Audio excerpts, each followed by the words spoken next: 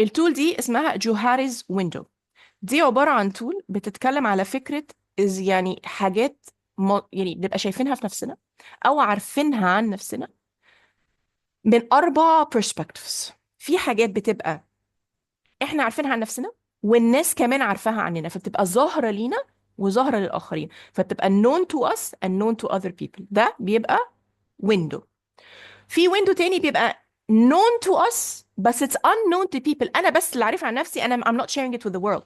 ف it's known to me but it's unknown to the people. وفي ويندو تانية بتبقى unknown to me، انا مش شايفها عني بس الناس شايفاها فيا. فممكن ابقى قاعد مع ناس والله يقول لك، حد يقول لك compliment او حد يبقى شايف فيك مهارة او شايف فيك حاجة بس انت مش مركز فيها. انا فيا ده، انا بعرف اعمل ده. فتبقى known to people and it's unknown to you. وفي ويندو بتبقى it's unknown to people and unknown to you، لان دايما هيبقى في جزء له علاقه بالغيب، سهل جدا ان هو يبقى نكتشفه with time. فاحنا بنستخدم بقى الاكسرسايز ده امتى؟ لما بنبقى عايزين نشوف مثلا اي حاجه ليها علاقه انا شايف نفسي ازاي. فممكن ناخد الاكسرسايز ده هنطبقه، انا شايف نفسي ازاي، ايه اللي معروف ليا، ونطبق بقى نرسم الاربعه ويندوز: نون and نون، نون and unknown، وهكذا. ونشوف نطبق انا اعرف ايه عن نفسي في الاربعه ويندوز. طيب ايه السكيلز اللي انا اعرفها عن نفسي؟ انا شايف نفسي ازاي من ناحيه، ممكن تبقى شايفها من ناحيه سكيلز، شايفها من ناحيه فيتشرز، شايفها من ناحيه تريتس، شايفها من ناحيه انجازات، شايفها من ناحيه فاليوز.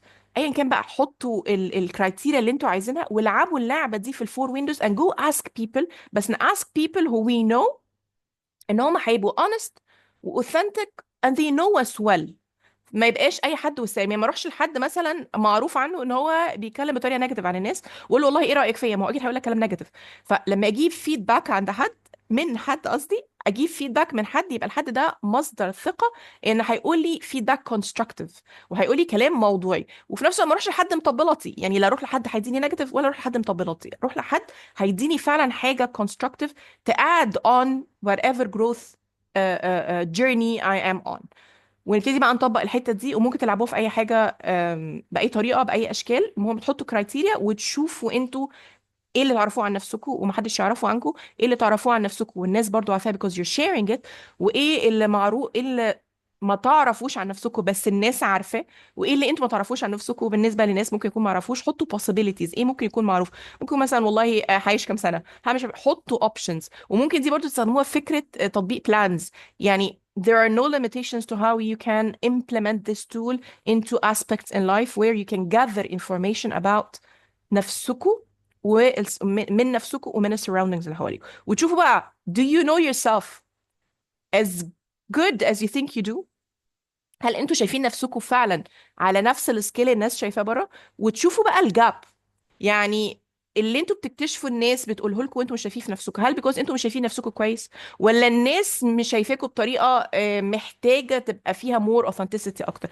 بنقيس الجاب between كل ويندو والتانيه، ولا هي كلهم closed and mapped together، فبالتالي you are walking in your authentic truth and انتوا عندكم boundaries to know what you can share and what you cannot share. And sometimes people ما تبقاش عارفة حاجات عندكم because انتوا عندكم decision where انا حاطة ال boundaries to not share whatever كذا كذا كذا، ولا am I over sharing things.